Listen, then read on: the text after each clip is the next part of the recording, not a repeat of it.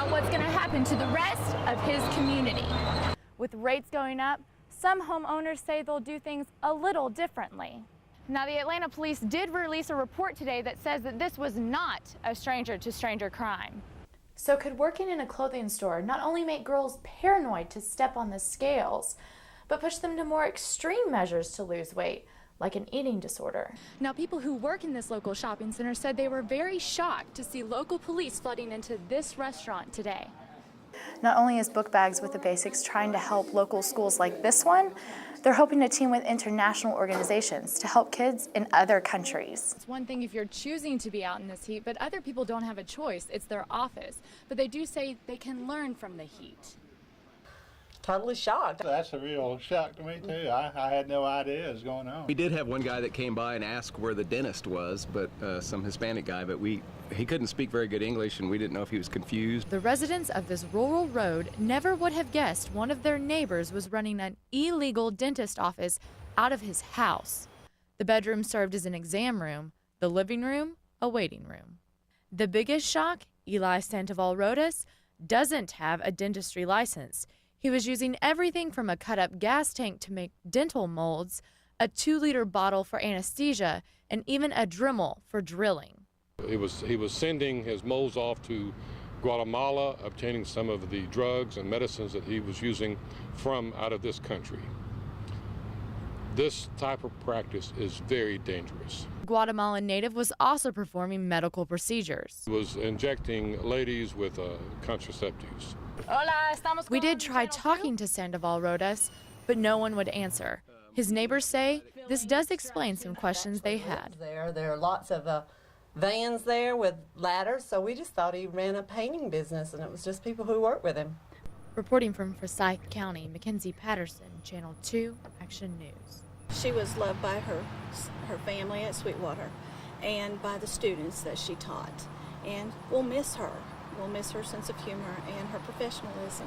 As Sweetwater Elementary prepares for a new school year, they are in a state of mourning. After a tip over the weekend, Douglasville Sheriff's deputies found the body of 3rd grade teacher Katie Parvu in her home. It was a very shock to the staff. It shook us right down to our bones. Authorities say the body had been in the home for a period of days. The body was badly decomposed. Inside the residence was very, very hot. The air conditioning was not running, so you can imagine. An autopsy on Monday revealed the death as a homicide. Sheriff's deputies are still on the scene of the crime today. They say even with all their resources, it may take some time before they find any resolutions. But they do have a person of interest in custody, this man. Mr. Landell Batiste is currently charged with concealing a death. Involved right now, that's as far as we know his involvement. Authorities say there is no evidence linking Batiste to the 3rd grade teacher's death at this time, but you look at someone who conceals a person's death and you have to ask why. Martin says the school will continue on with business as usual, just like Parvu would have wanted. She wanted her students to be successful. Reporting from Douglasville, Mackenzie Patterson, Channel 2 Action News. The cross street you gave was North Druid Hills and Buford Highway off 1468 Briarwood Drive. Briarwood Road. Megan Halligan had to correct the DeKalb 911 dispatcher 7 times while her fiance was struggling for air. Travis Height had had a severe allergic reaction, his throat closing. Megan was on the phone with the dispatcher for about 34 minutes. Fire Station 2 is only a mile away from their condo, but the dispatcher never sent an ambulance from there. I expect them to be able to exactly know where I am when I say my address and to give me a time frame of when the ambulance is going to be there. Turns out their address wasn't even in the system. I'm a freaking heart attack, be dead and buried right now. And hundreds of other people live in this same apartment complex. And if any one of them were to call 911 using this address, they wouldn't be in the system either. Wiz Miller is the public safety director for DeKalb County. He says the computer automated dispatch system lost some addresses after a system update in April.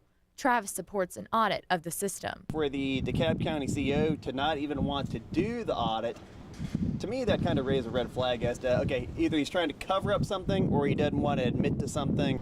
Megan says if it happens again, she might do things differently. I mean, I would probably make the choice of going to the ER and driving. Reporting from DeKalb County, Mackenzie Patterson, Channel 2 Action News.